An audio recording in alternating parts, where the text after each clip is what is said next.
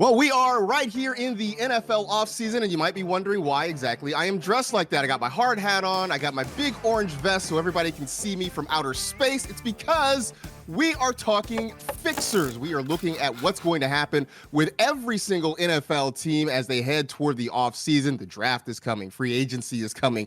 Teams are going to change how they look starting next year. And so we're going to go look at what went wrong for every team in the 2022 season and talk about what they can do to fix themselves. And so you can go over to fantasylife.com where Matt LaMarca put out an article about the Chicago Bears, and he's got 3 recommendations that will help the Bears take a big step forward next season. So Dwayne, the first one, Matt suggests the Bears doing something with that number 1 overall pick. They are sitting in the catbird seat for the draft. They've got that top pick.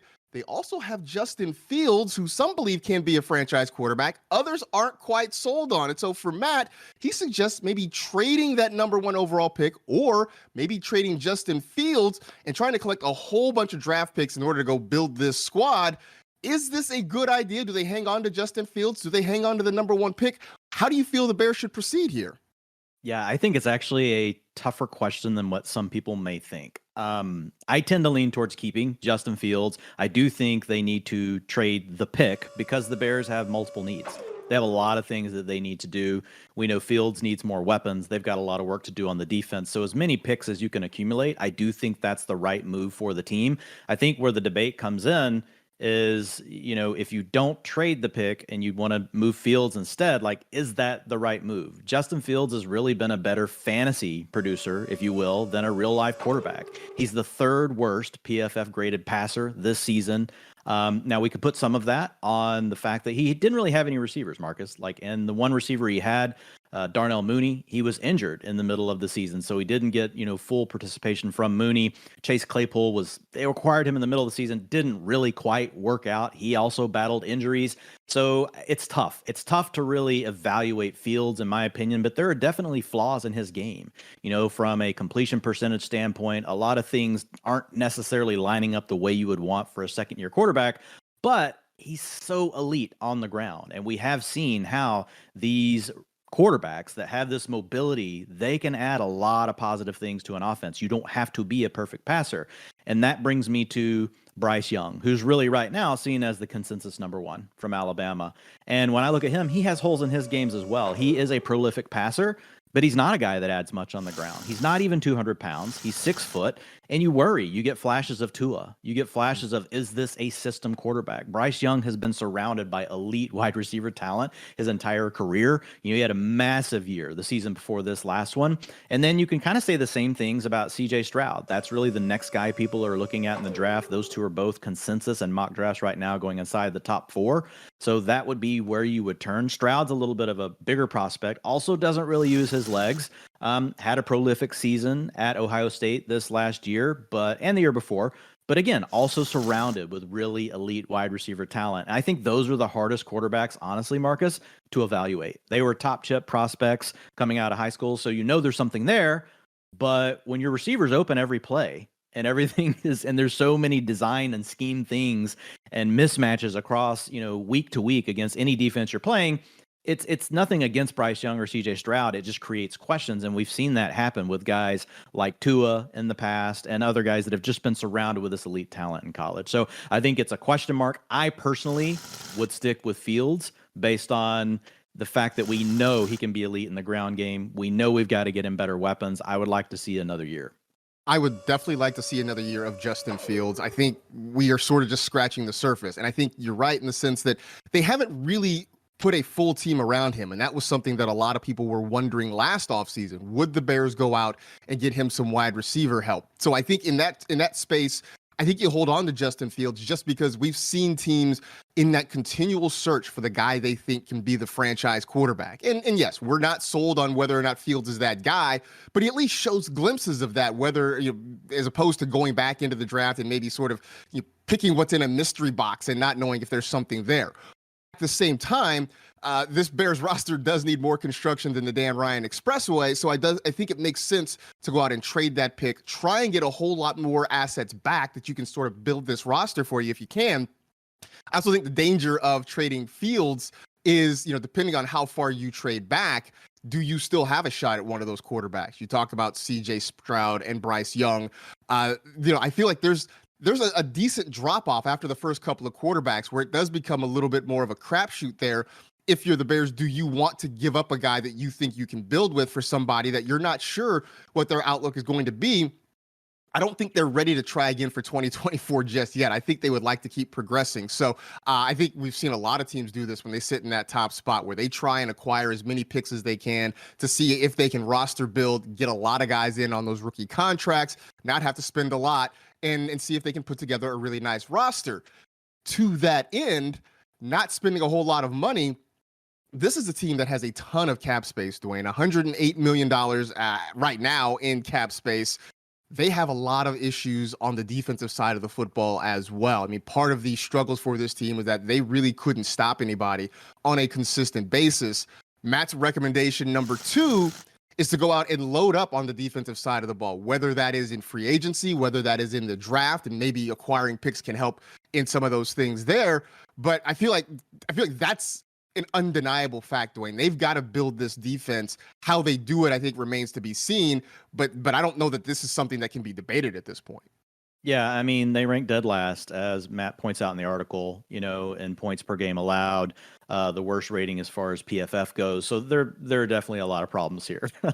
But having said that, there's a lot of talent available at the top end of the draft as well. So these things pair nicely together. Let's say to your point, you want to be careful trading down. If you trade away Fields, you could miss the quarterback. However, if you trade down, you keep Justin Fields, there are a lot of edge rushers that are available, and you could still get one in the top 5, 6 picks. You're at less risk, in my opinion, of losing out. Now, if you want one of the top 2, you want one of the elite ones, you probably don't want to trade down past 3 or 4. So that's something to keep in mind. But you do something like that, you get a defensive end, which is mainly what folks are mock drafting, right? All the mock drafts are pointing to the Bears taking an edge player if they don't trade away Fields and go quarterback at number 1. And then, yes, you want to add on some additional things, to your defense. You want to be really careful, though, because we see a lot of teams go out, you get this money available, and you go spend big in free agency. And a lot of things with defensive players, like, it really comes down to they have to be good fits and schemes. They have to fit the future vision of the franchise. Is this coaching staff going to be long-term, right? It matters a lot more for defense than it does on offense with the way we've seen these things play out. So if you can focus on quality edge rushers, that's something we know is sticky from year to year. If you can create pressure, that can be consistent. Now, whether or not you get sacks, there's some luck involved with it, but we want to know that the pressure is going to be there. Cornerbacks, we also know that actually coverage matters more than pressure, based on the studies that have been done, but cornerback play is not as sticky. So pass rushers, even though they matter a little bit less, it's more consistent. It's repeatable. Corners can have more of these up and down type seasons, and they are also scheme dependent. Some corners are a lot better in zones. Some corners are a lot better in man-to-man situations. So again, you really need to be like hand in glove with the coaching staff you're going to have, where you're going to go. And you know how these things change so dramatically, Marcus. If the Bears have another bad year next season, you're going to see the fan base erupt. They're going to want to change. And then all of a sudden, if you bring in a different scheme, it's really tough on the defensive side of the ball. So I would agree and say, yes, you need to do this, but you want to be careful. I would add one other thing, though. I would not ignore offense. We saw, and Matt rightly points this out, how quickly the Jaguars went from being a last place team, spending all this money in the offseason. They spent it on the offseason on the offensive side of the ball, going after Christian Kirk, going after Zay Jones, giving Evan Ingram that 1-year deal. That's worked out really well for Trevor Lawrence. And we've talked about it multiple times here. You don't have to have 4 elite receivers, but if you have 4 really good ones, or at least 2 good ones, 2 above average, the more you can put on the field, the more likely it is that you can stress a good defense. Because that was the problem for the Bears this year, is anytime they faced a really good defense that wanted to take away the couple of things they did well, it became really problematic. Whereas if you can go grab a DJ Chark, that's someone I would target if I were the Bears, because you are that run-balanced, run-heavy team. You're probably going to consistently be that because, you want to keep Justin Fields involved. Any team that has a quarterback that involved in the ground game typically is going to be one of the leaders in the league as far as rushing attempts go. But by doing that, you can force defenses to play more people in the box. You need a consistent deep threat. Chase Claypool's a contested catch guy.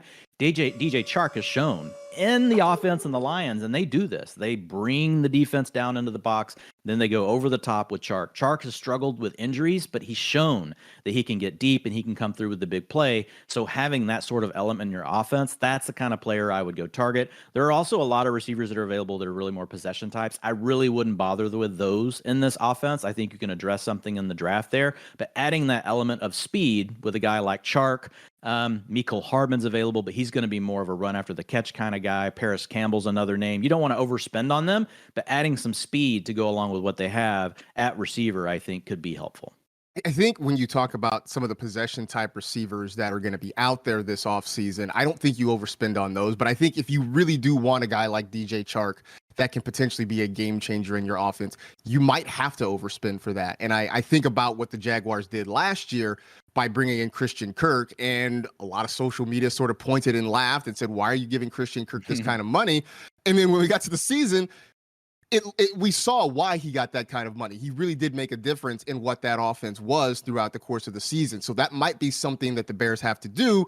They are in a position right now to go out and spend that way. On the defensive side of the ball, you talk about getting pressure on the quarterback. This is a team that was last in sacks, was last in QB pressure rate. They just were not giving quarterbacks a reason to be uncomfortable in the pocket. That's something that has to change. And, I understand, even if the numbers do show that maybe, that's not as sticky as cornerback play or what have you, I do think they sort of work hand in glove. And so if they can force quarterbacks to get the ball out earlier, maybe that helps that secondary out a lot. But I think all these things sort of work together, right? If you can acquire a whole lot of picks to go with your cap space, you can start to plug some of the holes. And granted, the one thing we know about draft season is that it is an imperfect science, right? You are going to have swings and misses. Every team does it. But I think the more swings you can get, the better chances you have of plugging some of these holes that they have in this roster. Once they find a way to fill some of these holes, then it is sort of about scheme, Dwayne. And the third thing Matt suggests here for the Bears is taking this offense into the 21st century. His suggestion is, say, let's get the passing game going off the run game. You talk about Fields and his deficiencies as a passer, and not to say that this is what he's going to be forever, but there are things he definitely needs to work on. We know he can run the football, but at some point, they've got to get him up as a passer. They've got to get some wide receivers that can help him out. But some of this has to do with the guys kind of drawing up the X's and O's and putting all those players in a position that they can be successful going forward. Yeah, absolutely. I will also say, though, I think they've done some nice things this year. I think more of the challenges have probably been personnel. If you're going to have Justin Fields as your quarterback, you're probably going to want to lean in to the design run plays for him, like we talked about earlier. You're going to want to be one of these teams that says, okay, if you guys are just going to play shell coverage all day and you want to keep everyone back, we will run the ball and we're going to be effective in doing that. And so I think the Bears have actually done, it took some time for them to get there this season, but they did eventually turn to getting Justin Fields into the design run game. And once they did that is when he really exploded from a fantasy perspective. So we obviously, from a fantasy standpoint, we want that to remain. The other thing they did is they are really, they're high end when it comes to looking at play action or using play action. So they rank 4th in the league. 33% of their dropbacks are play action.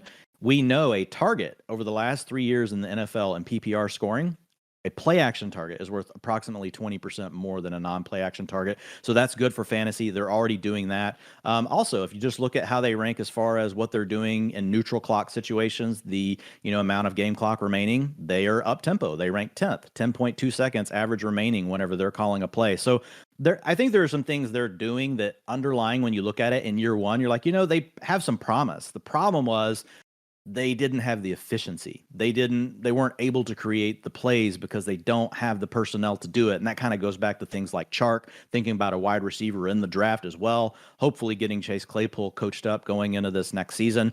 But if you look at the Bears, the biggest problem they had is they end up in these 3rd and 4th and longs all the time. They actually ranked the 7th most in the league, 10.9% of the time, 10.9% of their plays were from 3rd or 4th down and 7+ yards to go. You cannot earn a living in the NFL that way consistently. Some teams make the playoffs doing that. Vikings, don't know how. But looking at that, you've got to get out of those situations, especially if the the best way you move the ball is on the ground. Because if you get to 3rd and 7, you're probably not picking up the first down running. You've got to throw at that point. So I think a lot of this comes back to what the Bears need to do as far as their offensive deficiencies. I think the scheme is probably okay. I do agree with LaMarca. Let's get a little bit more on the passing side. But again, I think personnel moves also make you more confident as a coaching staff in doing that. What I loved about what I saw from the Bears, especially in the preseason and early in the regular season, was them moving Fields around, getting him sometimes out of the pocket, just giving him more of an opportunity to survey the field. And I thought he was a lot more effective that way. I do think, as you mentioned, some of the personnel issues really sort of hampered that. When you keep losing guys, when you lose a Darnell Mooney, that does take a little bit out of your offense. Now, nobody is confusing Darnell Mooney with Devontae Adams, but he still was a big part of what they did, and I think that changed a lot of things. And I do think at some point they maybe became a little bit too reliant on Fields running the football, but I think they were sort of onto some things there. Now I think it's time for them to kind of take another step forward, to add some things to Fields' repertoire, see how far along he is in his development. But there are I think, reasons to be optimistic. And yeah, I think this comes back to what we said at the start of this, is that I don't know that it makes sense to trade him, to give up on him just yet, and to try to start over with another quarterback, especially when the guys you mentioned at the top of the draft come with some question marks. So I think I would rather stay with the guy who knows our system, who we think we can build with, who we think we can grow with, as long as we put some pieces around him and continue to develop there. I think those are sort of the big three things. Is there anything else when you look at this Bears team? I mean, look, they have the number 1 overall pick. There's a reason for it. There are a lot of holes here. Anything else that really jumps out at you, though, about what the Bears should do in this offseason to get themselves back in contention? No, I thought that was a really good summary. But to your last point there around optimism, there are other just underlying data points that point to good things. You know, for example, where do you think they rate as far as converting drives into touchdowns? I imagine they're pretty low. They're 17th. They're almost really? The middle of the pack, right? So 17th. So looking at everything that we have, like there are definitely strong underpinnings, I think, as far as what the coaching staff did, as far as what they were able to do with the limited talent that they had. Now it's just about upgrading everything around Fields. And I think, you know, obviously we do need to address the defense, all the other things that we talked about. But yeah, I'm sticking with him because maybe a year ago we really thought Bryce Young was more of this slam dunk pick.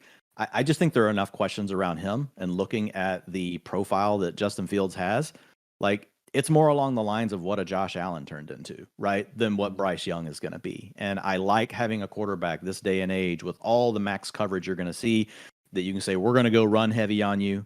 We're going to drop back to pass, but if you guys go man coverage and maybe that's not what we can do, and you want to put 2 safeties over the top of that, Justin Fields is going to take off on you. I think there's a lot you can do with his skill set that really makes everything else better around you.